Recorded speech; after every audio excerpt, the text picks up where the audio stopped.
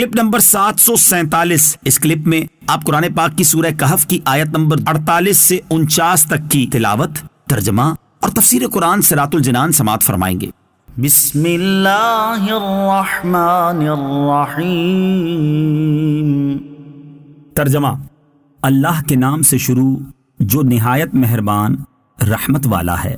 وَعُرِضُوا عَلَى رَبِّكَ صَفًّا لَقَدْ جِئْتُمُونَا كَمَا خَلَقْنَاكُمْ أَوَّلَ مَرَّةٍ بَلْ زَعَمْتُمْ أَن لَّن نَّجْعَلَ لَكُم مَّوْعِدًا۔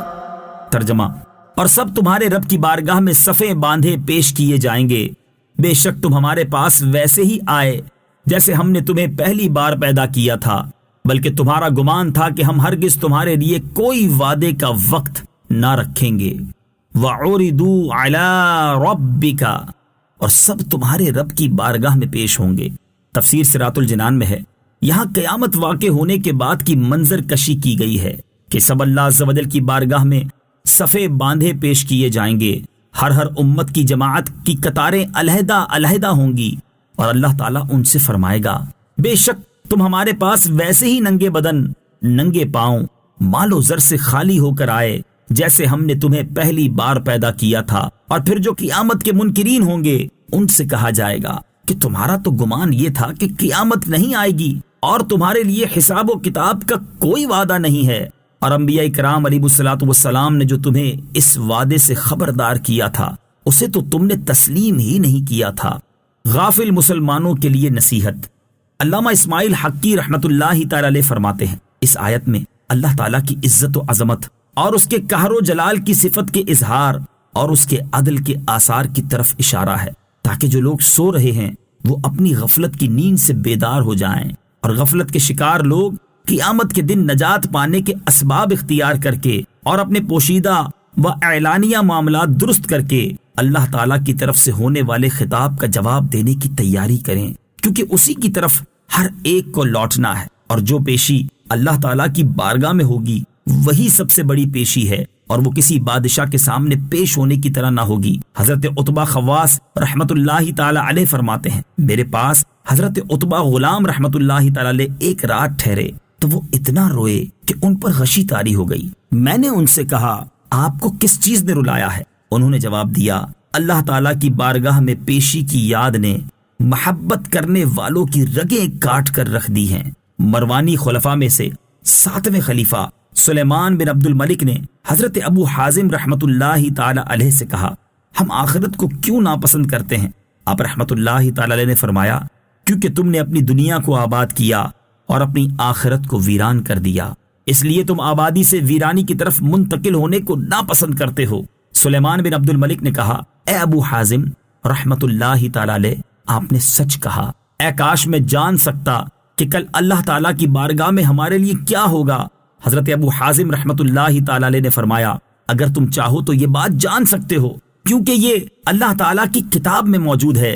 اس نے کہا، میں اسے اللہ تعالیٰ کی کتاب میں کس جگہ پا سکتا ہوں؟ آپ رحمت اللہ تعالی علیہ نے فرمایا، اللہ تعالیٰ کے اس فرمان میں، ان الابرار لفی نعیم وَإِنَّ الْفُجَّارَ لَفِي جَحِيمٍ۔ ترجمہ: بے شک نیک لوگ ضرور چین میں جانے والے ہیں، اور بے شک بدکار ضرور دوزخ میں جانے والے ہیں۔ سلیمان بن عبد الملک نے کہا، اللہ تعالیٰ کی بارگاہ میں پیشی کس طرح ہوگی؟ آپ رحمت اللہ تعالی علیہ نے فرمایا، نیک لوگ تو ایسے پیش ہوں گے جیسے وہ پیش ہی نہیں ہوئے، اور وہ اپنے اہل و عیال کی طرف شاداں و فرحاں واپس آ جائیں گے، اور گنہگار اس طرح پیش ہوں گے جیسے بھاگے ہوئے غلام کو اس کے آقا کے سامنے باندھ کر پیش کیا جاتا ہے۔ یہ سن کر سلیمان بن عبد الملک بہت رویا۔ وَوُضِعَ الْكِتَابُ فَتَرَى الْمُجْرِمِينَ مُشْفِقِينَ مِمَّا فِيهِ وَيَقُولُونَ يَا وَيْلَتَنَا مَا لِهَذَا الْكِتَابِ وَيَقُولُونَ يَا وَيْلَتَنَا مَا لِهَذَا الْكِتَابِ لَا يُغَادِرُ صَغِيرَةً وَلَا كَبِيرَةً إِلَّا أَحْصَاهَا وَوَجَدُوا مَا عَمِلُوا حَاضِرًا وَلَا يَظْلِمُ رَبُّكَ أَحَدًا۔ ترجمہ: اور نامہ اعمال رکھا جائے گا تو تم مجرموں کو دیکھو گے کہ اس میں جو لکھا ہوا ہوگا اس سے ڈر رہے ہوں گے اور کہیں گے ہائے ہماری خرابی، اس نامہ اعمال کو کیا ہے کہ اس نے ہر چھوٹے اور بڑے گناہ کو گھیرا ہوا ہے، اور لوگ اپنے تمام اعمال کو اپنے سامنے موجود پائیں گے، اور تمہارا رب کسی پر ظلم نہیں کرے گا۔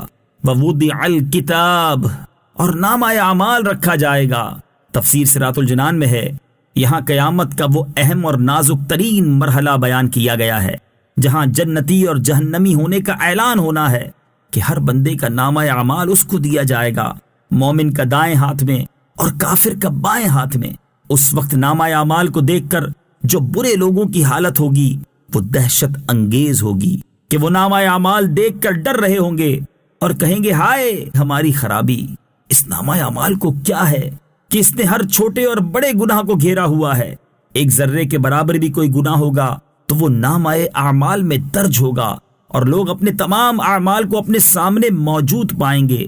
آیت کے آخر میں فرمایا کہ تمہارا رب کسی پر ظلم نہیں کرے گا، نہ کسی پر بغیر جرم عذاب کرے گا، اور نہ کسی کی نیکیاں گھٹائے گا۔ حضرت فضیل بن عیاض رضی اللہ تعالی عنہ جب اس آیت کی تلاوت فرماتے تو کہتے ہائے بربادی، اے لوگو، کبیرہ گناہوں سے پہلے صغیرہ گناہوں کے بارے میں اللہ عز و جل کی بارگاہ میں رجوع کر لو۔